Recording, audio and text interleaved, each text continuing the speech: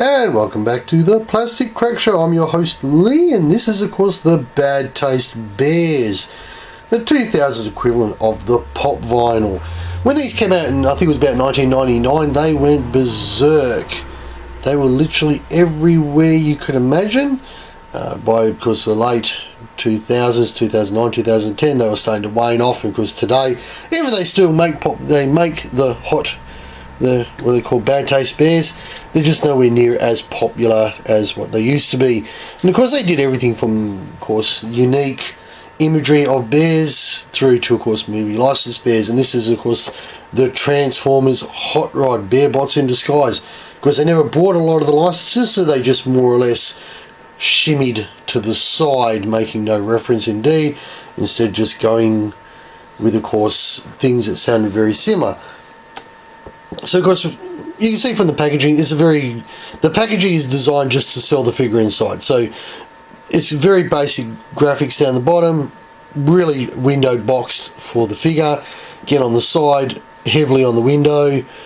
Again, no real graphics on the back, it's just a little bit of a blurb about, of course, you know, sort of their idea of the Transformers, and of course a reference to their website, and of course again on the side just that wonderful windowed box that you see in.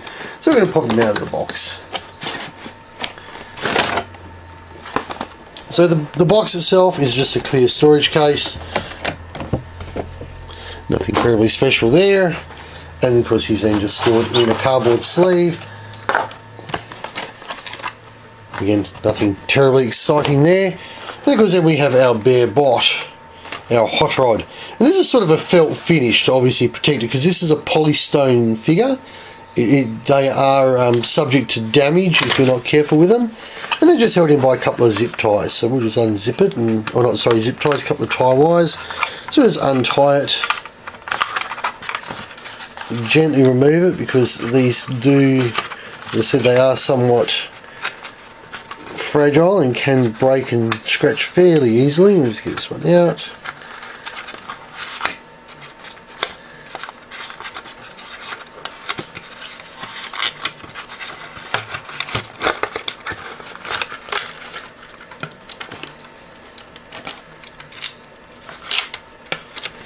And then we have, of course, Hot Rod out of the box. And because we understand why it's called Hot Rod, I don't think we need to think about that too hard.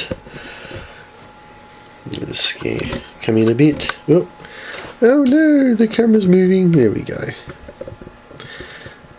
We'll just scan in a bit. There we go. Bit of a better look at him.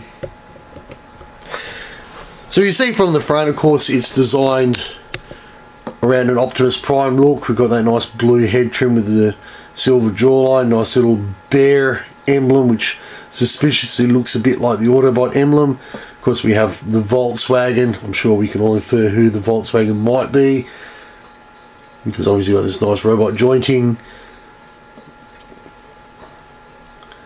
And again, just a trace around the back with the blue. And of course again that silver and blue on the side. And they're quite weighty. And I mean, for a figure that stands probably all of about 4 inches tall, it's quite a heavy figure because it is polystone. Underneath, of course, there is some little presses to indicate, well, I would assume that they are, of course, manufacturing marks. And of course, there's a couple of little bits of felt just to stop it from marking up when you put it out on display.